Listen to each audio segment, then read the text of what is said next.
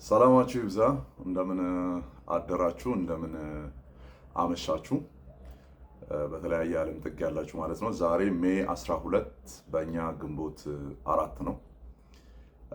ለዛሬው ጠዋት ደግሞ የመረጥኩት ዲቮሽን ኒው ሞርኒንግ ሚራክልስ ከሚለው ዲቮሽናል መጽሐፍ የፖል ዴቪድ ትሪፕ መጽሐፍ ላይ ነው የመረጥኩላችሁ።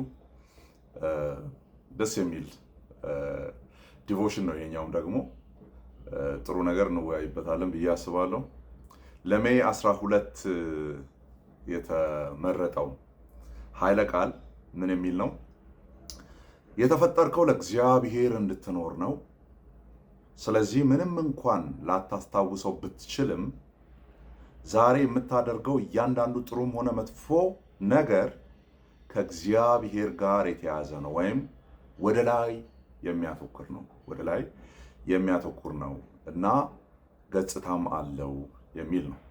በዚህ ኃይለ ቃል ውስጥ ነው እያንዳንዱ የምናደርጋቸው ነገሮች ከእግዚአብሔር ሕልውና እሱን ከኛ ጋር እኛንም ደግሞ ከእርሱ ጋር ከሚያጣምሩ ነገሮች ውጪ ተደርጎ ሊተረጎሙ አይችሉም። የትኛውም ነገር ጠዋት ተነስተን የምናያቸው ነገሮች ጭምር ነው የሚለው። ስንተኛ ማሁን እጅ ያላችሁ ስተኙ ራሱ ያለው ነገር ጨለማው ያንን ይናገራል። ለእረፍት መሰናዳታችሁ ኢቭን የሰውነታችሁ ድካሙን ላይ ያንን ይናገራል የሚል አይነት ሀሳብ ነው። እንዲህ ይነበባል። በቁሳዊው ዓለም ለመተንፈስ የተፈጠርክ ነህ። ምንም እንኳን አብዛኛውን ጊዜ ባታስተውለውም ያለማቋረጥ ታደርገዋለህ። ሁል ጊዜ ኦክሲጅን ወደ ውስጥ ትስባለህ፣ ካርቦን ዳይኦክሳይድ ደግሞ ወደ ውጭ ታስወጣለህ። መተንፈስ ሰልችቶኛል፣ ስለዚህ ላቆም ነው የማለት አማራጭ የለህም። የተፈጠርከው ለመተንፈስ ነው። ይህ ሊያመልጡት የማይችሉት የአካላዊነት ወይም የሰውነት ክፍል ነው ወይም አካል ነው። በተመሳሳይ ሁኔታ የተፈጠርከው ከእግዚአብሔር ጋር ግንኙነት እንዲኖር ነው። ይህ ማለት የምታደርገውና የምትናገረው ሁሉ፣ የምታደርገው እያንዳንዱ ምርጫ እና ሕይወትህን የሚቀርጹ እያንዳንዱ ውሳኔ በሆነ መንገድ እግዚአብሔርን ያማከለ ነው ማለት ነው። የእርሱን መኖር ችላ ልትል ትችላለህ። በስነ መለኮት ደረጃ እግዚአብሔር የለም ብለህ ልታስብም ትችላለህ። ነገር ግን በእርሱ መልክ መፈጠርህንና በፍጥረት አማካኝነት ከእርሱ ጋር መገናኘትህን ልታመልጠው አትችልም። ይህ ማለት ሕይወትህ በሙሉ መንፈሳዊ ነው ማለት ነው። መንፈሳዊ ነው ብለን ባናስብም ራሱ መንፈሳዊ ነው። ኤቲስቲክ የሆነ ላይፍ ቢኖር እንኳን መንፈሳዊ ነው። የለም ተብለ ብትኖር እንኳን የለም ብሎ የሚኖሩ አሉ ተብሎ ቀድሞ ተነግሯል ነው። ስፒሪቹዋል በሆነ ሴንስ ሰነፍ በልቡ እግዚአብሔር የለም ይላል፣ ሪጀክት ያደርጋል እግዚአብሔርን የሚል መጽሐፍ ቅዱሳዊ ሀሳብ መዝሙረ ዳዊት ላይ ስላለ ማለት ነው። ስለዚህ ካንተ ጋር የለም ከምትለው ካንተ ጋር ራሱ ምን አለ ማለት ነው? ኮኔክሽን አለ ማለት ነው። ሃይማኖት የአንተነት አንዱ ገጽታ ብቻ አይደለም። አንተም ሆንክ እኔ በተፈጥሯችን አንተም ሆንክ እኔ በተፈጥሯችን ሃይማኖታዊ ፍጥረታት ነን። ሁላችንም ከእግዚአብሔር መጥተናል። ሁላችንም የምንኖረው በእግዚአብሔር በኩል ነው እና የምናደርገው ሁሉ ለእርሱ ልናደርግ የተገባ ነው። አሁን የህልውናችንን ሊያመልጡት የማይቻል ወደ ላይ ወይም ወደ እግዚአብሔር ያነጣጠረ ገጽታና እውቅና እንድንጠብቅ ማለትም የእርሱን መኖርና የእርሱ ፍጥረታት እንደመሆናችን ያለንን ቦታ እንድናስታውስ እግዚአብሔር አንድ ድንቅ ነገር አድርጎልናል። ሆን ብሎ አካላዊውን ዓለም ወይም ፍጥረታዊውን ዓለም የእርሱን ህልውናና ባህሪ በሚያመለክት መንገድ ፈጥሮታል። እግዚአብሔር እኛ የምንኖርበት ከባቢ አየር ነው። ይዛውር አትሞስፌር ማለት ነው አለ። በቃ የሆነ የምንተነፍሰው፣ የምናየው፣ የምንጨብጠው በእነዚህ በአምስቱ ስሜት ሕዋሳቶቻችን መድረስ የምንችላቸው ነገሮች ከባቢ አየር ውስጥ አሉ ነው አይደለ? የሚዳሰሱ፣ የሚታዩ፣ የሚቀመሱ አይደለ? የሚሸተቱ ምናምን ነገሮች ሁሉ በዚህ ከባቢ አየር ውስጥ ነው ያለው። ደን እግዚአብሔር የኛ ከባቢ አየር ነው ይላል። ያለሱ ምንም ነገር ዲፋይን ማድረግ ስለማንችል ማለት ነው። እኔ በዚህ መንገድ ማሰብ እወዳለሁ። ጠዋት ስትነሳ እግዚአብሔርን ሳትመለከተው እግዚአብሔርን ሳትገናኘው መነሳት አትችልም። መዝሙረኛው እንዲህ ሲል ጽፏል። ሰማያት የእግዚአብሔርን ክብር ይናገራሉ፣ የሰማይም ጠፈር የእጁን ሥራ ያወራል። ቀን ለቀን ንግግር ታወጣለች፣ ሌሊት ለሌሊት ዕውቀትን ትገልጣለች። ንግግርም የለም፣ ቃላትም የሉም፣ ድምፃቸውም አይሰማም። መዝሙር ምዕራፍ 19 ከቁጥር 1 እስከ 3። ጳውሎስም እንዲህ ይላል፣ የማይታየው ባህሪ እርሱ የዘላለም ኃይሉ ደግሞም አምላክነቱ ከዓለም ፍጥረት ጀምሮ ከተሰሩት ታውቆ ግልጥ ሆኖ ይታያልና ስለዚህ የሚያመካኙትን አጡ ይላል ማለት ነው። ሮሜ ምዕራፍ 1 ከቁጥር 20 ጀምሮ በመዝሙረኛው አፍ የተነገረውንም የእግዚአብሔርን ሐሳብ በሐዋርያው ቅዱስ ጳውሎስም የተነገረው እንደው ሲባል ይህንን ሪያሊቲ እግዚአብሔር በፍጥረቱ ውስጥ ራሱን ሊደብቅ በማይችል መልኩ የገለጠውን ይህንን ሪያሊቲ ወይም እውነታ ልንክደው አንችልም ነው። ስለዚህ ጠዋት ስትነሳ እግዚአብሔርን ኢንካውንተር ታደርጋለህ፣ ብርሃንን ስታይ ማለት ነው። ጠዋት ስትነሳ እየተነፈስክ መሆንህን ስታስተውል እግዚአብሔርን ኢንካውንተር ታደርገዋለህ። ኦኬ፣ ታደርገዋለህ። ማየት ስትችል እግዚአብሔርን ኢንካውንተር ታደርገዋለህ። የልብ ምትን ስታዳምጥ እግዚአብሔርን ትገናኘዋለህ ማለት ነው። የእግዚአብሔር መኖር ስር ነቀል እውነት እሁድ ዕለት ብቻ የሚሰበክልን አይደለም። በፀሐይ መጥለቅ ውበት፣ በማዕበል ኃይል፣ በማያልቀው የሃሚንበርግ ወፍ ናት ይችኛዋ ክንፎች። በጣም ሃሚንበርግ ወፍ አይ ቲንክ ካልተሳሳትኩ ክንፏን የምታርገበግበው ማለት ነው ከንብ በላይ ነው። ንብ በጣም ነው የሚያርገበግበው ምናምን ነው የሚባለውና ያልተሳሳቱ ከሆነ የሃሚንበርግ ወፍ የምትባላለች። ሰርች አድርጉና የጉግል ላይ ምናምን በጣም ነው ትንሽዬ ናት። አይ ቲንክ ከዚህኛው ያነሰች ናት ነው የሚባለው በሳይዝ። ደን ክንፏን በጣም የምታርገበግብ ናት። እንዲህ አየር ላይ ቀጥ ብላ መቆም የምትችል ናት ምናምን አይነት ነገር ማለት ነው። ሶ የሃሚንበርግ ወፍ ክንፎች በተራራው ግዝፈት፣ በነፋስ ሽውታ፣ በሚጠበስ ስጋ ጠረን ደስ ትላለች። እኔ እሷን ጠረን ወዳታለሁ። በጽጌረዳ አበባ ቅጠል ውበት፣ ይህንን እንግዲህ አበባ የምትሰታቱ ታውቁታላችሁ፣ ውበት እና በመሳሰሉት በየቀኑ ይሰበክልናል።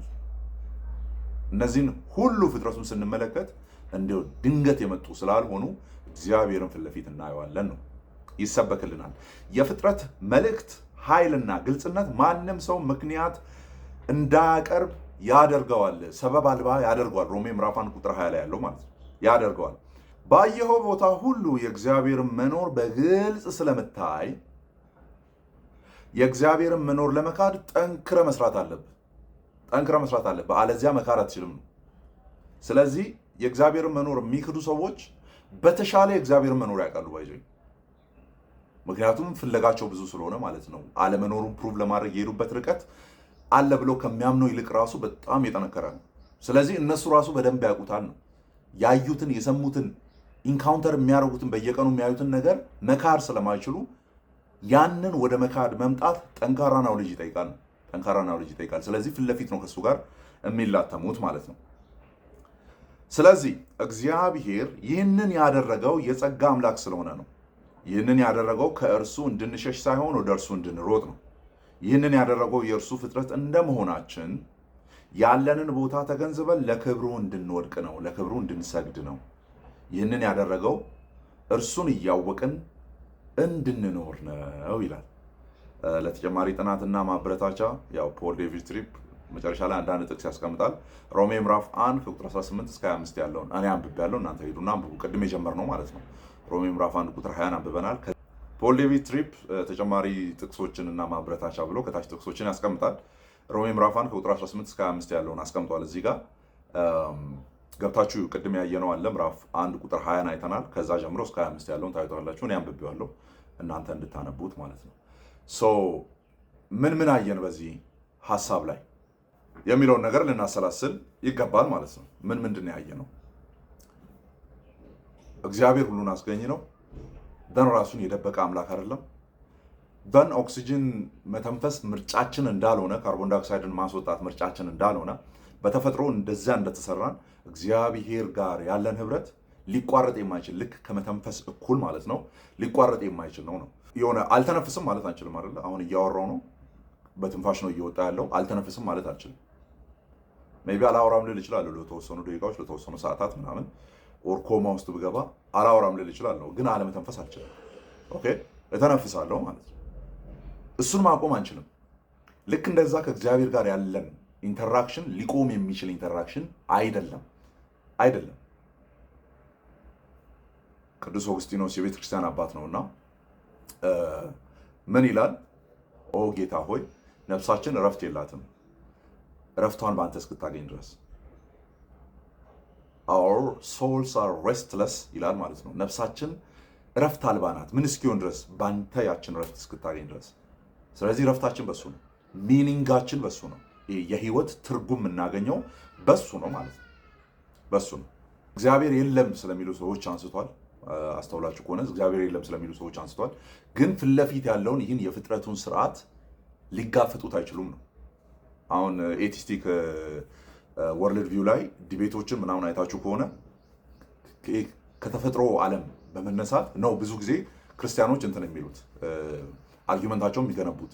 ፋይን ቲዩኒንግ አርጊመንት የሚባል አለ፣ ካላም ኮስሞሎጂካል አርጊመንት የሚባሉ አሉ። የኛዎቹ በጣም የሚጠቀሙት ማለት ነው። እነዚህ ድንገት ሊመጡ የሚችሉ አይደሉም።